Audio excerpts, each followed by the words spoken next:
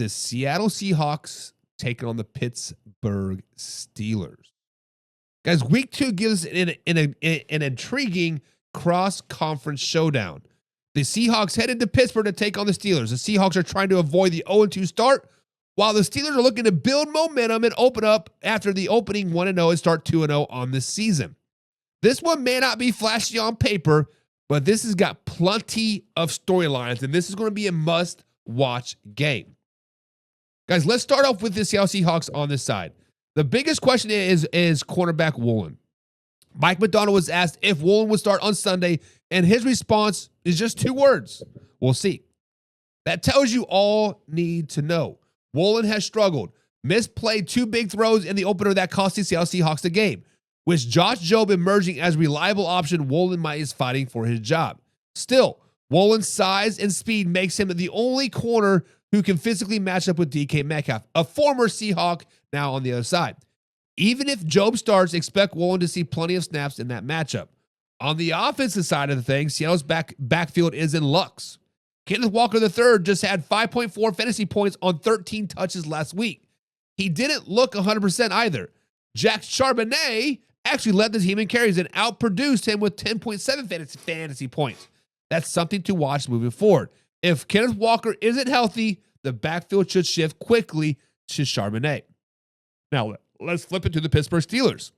The Steelers spent the offseason working to fix their run defense, but they struggled against the Jets in week 1. Coordinator Tyrell Lawson said the issues were more than just missed opportunities, but then getting bullied up front. But the question remains. This week, they will be tested in a different way against Seattle's zone running scheme. They'll have to do it without rookie first-round defensive tackle Derek Harmon, who's sidelined with a knee injury. Expect rookie Yala Black to see more action as a result. Offensively, this is all about Arthur Smith's system. Screen passes everywhere in week 1. The Steelers had a league-high 9% screen rate. Combine that with the Seattle's 8% rate, and you can expect screen games in this matchup galore. Key matchups to Rocks. Woolen versus DK Metcalf. Can Woolen redeem himself and keep DK Metcalf in check? Guys, DK Metcalf is going to go off. Let's just be honest. Seattle's Seahawks run game versus the Pittsburgh Steelers front 7. Will Kenneth Walker bounce back, or does Charbonnet take the lead role? I do like me some Charbonnet. And Arthur Smith's screen-heavy offense versus Seattle's defense. Who will adjust better? But then we got to look at the fantasy football angle of things, right? Kenneth Walker is a risky start until we know he's fully healthy.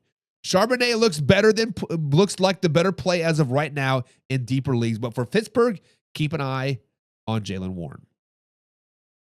Seattle's run defense was tested last week, and but this time we'll see.